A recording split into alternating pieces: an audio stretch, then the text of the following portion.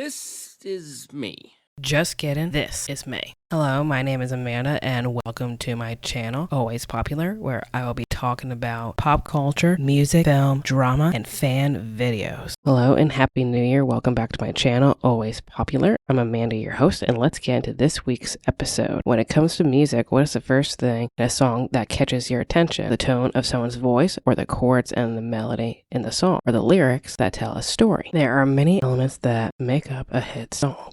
However, in the music industry, it's not a requirement to write your own songs, but it could be an advantage for some people. In this video, I will be discussing and talking about songwriters and popular music. Quite simply, does being your own songwriter really make you a better artist? When it comes to hit songs, who writes your favorite singers or band's favorite songs? Them or a team of people write them for them? Lately, when watching other people's videos or just scrolling on Reddit, some people don't like the fact that their favorite artist is not involved in the songwriting process, or weirdly enough, of other singers, fans will call out entertainers and say they're not that talented just because they don't write their own songs. I mean, seriously? Well, guess what? It's not that big of a deal. Not everyone needs to write their own songs, nor have the time to do so. Many people have grueling schedules to rehearse dancing, singing, playing instruments, or even leading a band. Just because certain artists don't write their songs, that doesn't make them less talented. Many entertainers like Rihanna, Britney Spears, Dionne Warwick, Celine Dion, and many others don't write their own songs. However, they have a long legacy of huge hits that generations of people can remember forever. Prime examples like My Heart Will Go On, All By Myself, and Oops, I Did It Again, Baby One More Time, Umbrella, SOS, Then You Came, and so much more. One trait that all these songs have is that they are all relatable and still have a personal connection to their audience. You don't have to write every song in your catalog, and that doesn't make you less personable to your fans. You can still be personable and have a massive fan base of music listeners. That's why every singer has a team of hit songwriters. You can't do everything all the time. Along with being personable, diversity in song compositions are important. For example, Rihanna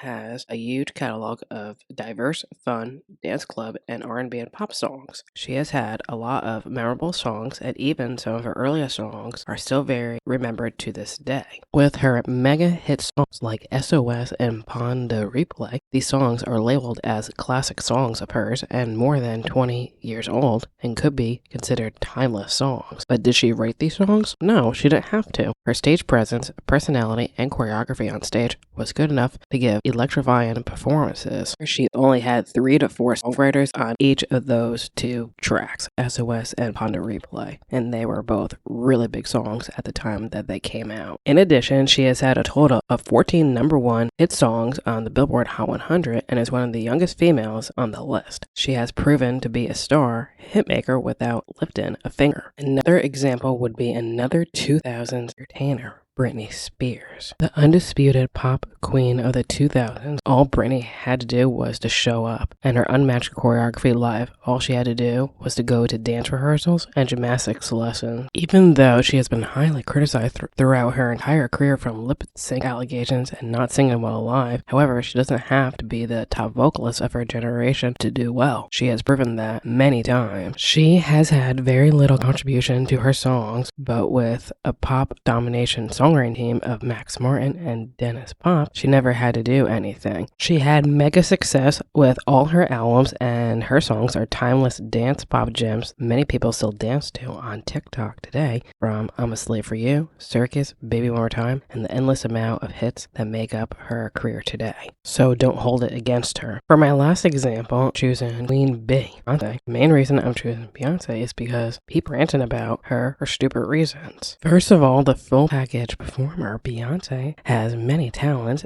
and knows how to put on a show. She is known for her dancing, stage presence, and larger-than-life visual productions when performing. Interesting that people want to discredit her work in songwriting. She has co-written multiple songs of her own ever since her Destiny's Child days. Just because she is very collaborative doesn't mean she doesn't know how to write songs on her own. From having 10 to 12 writers on one song doesn't mean anything. She likes working with others, and since she was a teenager, she's been a part of the writing process since then. co-writer or sole writer, she is still doing her part. So why is it a big deal when Beyonce has multiple writers on a track when other performers have just as much writers as she does? Her critics and haters are nitpicking about little things that really are not that important. As long as the song is good, that's all that matters. Also, Beyonce has won many accolades for her songwriting as well. She was also the first Black woman to win the ASCAP Songwriter of the Year for 2 consecutive years in a row in 2001 to 2002.